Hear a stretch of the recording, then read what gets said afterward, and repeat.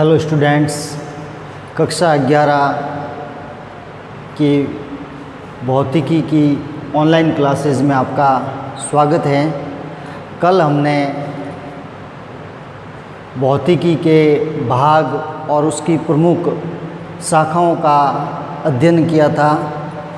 आज हम पहले अध्याय में से टॉपिक लेंगे प्रकृति के मूल बल, फंडामेंटल फोर्स ऑफ नेचर।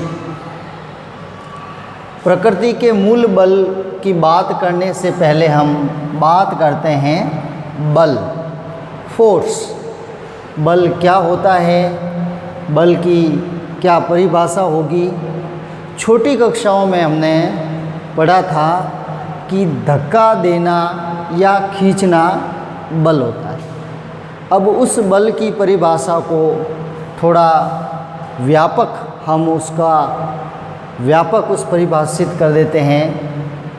बल एक ऐसी भौतिक राशि है जो किसी वस्तु या पिंड की स्थिति या गति में परिवर्तन कर दे या उसकी स्थिति या गति में परिवर्तन करने का प्रयास करे, वह बल कहलाती है।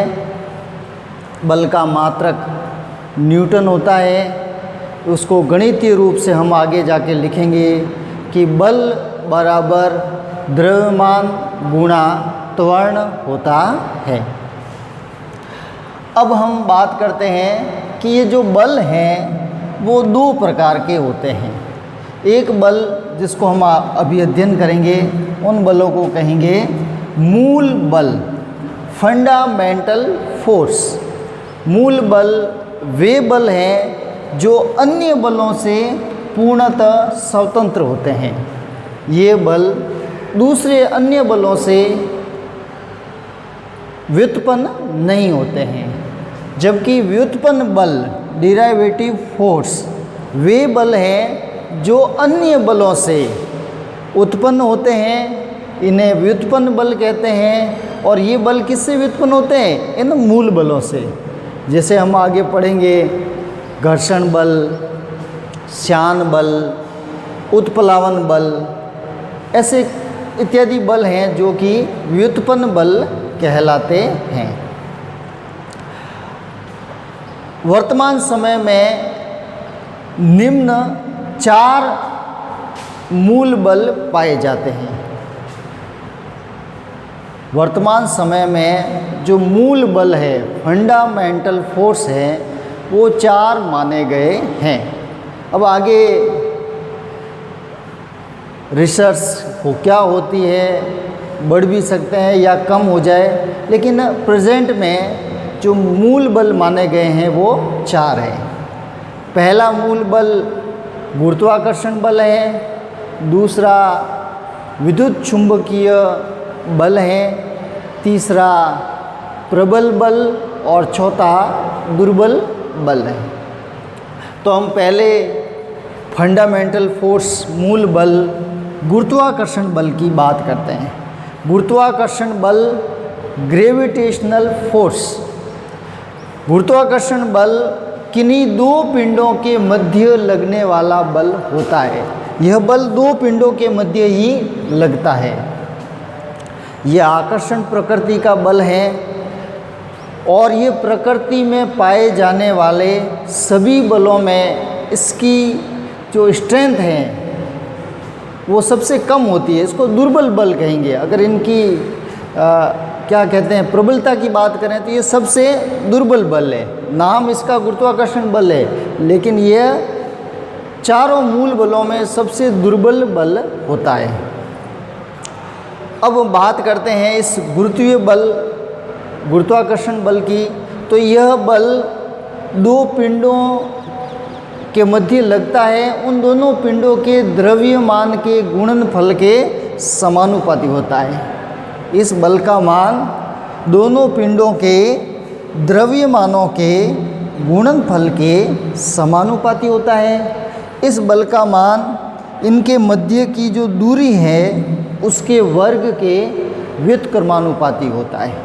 अगर हम इन दोनों को साथ में लें तो F समानुपाती हो जाएगा m1 गुणा m2 और बटे में आ जाएगा r²।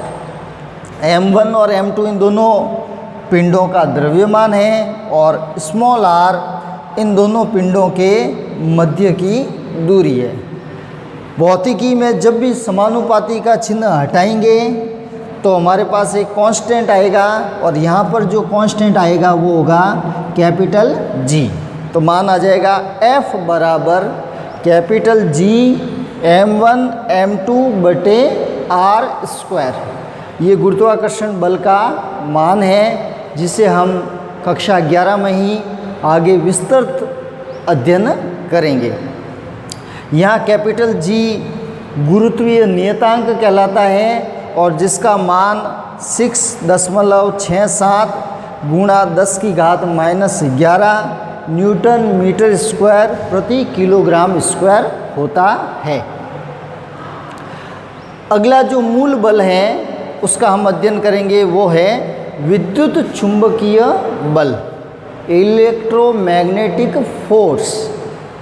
विद्युत चुंबकीय बल आवेशित कणों के मध्य लगने वाला बल होता है। यह बल आवेशित कण, धनावेश, ऋण आवेश या धनावेशित वस्तु, ऋण आवेशित वस्तुओं के मध्य यह बल लगता है। यह बल आकर्षण प्रकृति का भी हो सकता है और प्रतिकर्षण प्रकृति का भी हो सकता है। जैसा कि अगर समान प्रकृति के आवेश हैं तो प्रतिकर्षण लगेगा और विपरीत प्रकृति के आवेशों के मध्य आकर्षण बल लगता है। जब आवेश स्थिर अवस्था में होते हैं तो विद्युत बल कार्य करता है और जब आवेश गतिशील अवस्था में होते हैं तब चुंबकीय प्रभाव के साथ चुंबकीय प्रभाव प्रदर्शित करता, चुंबकीय बल लगता है उस समय। स्थिर आवेश विद्युतीय प्रभाव उत्पन्न करते हैं जबकि गतिशील आवेश विद्युतीय प्रभाव के साथ साथ चुंबकीय प्रभाव भी प्रदर्शित करते हैं। गुरुत्वीय बल की तुलना में यह बल कहीं अधिक प्रबल होता है, प्रबलता उसकी गुरुत्वीय बल की तुलना में ज़्यादा होती है। तनाव बल, घर्षण बल, सामान्य बल, कमानी बल आदि बलों का जो मूल कारण है वो विद्युत चुंबकीय बल होता है।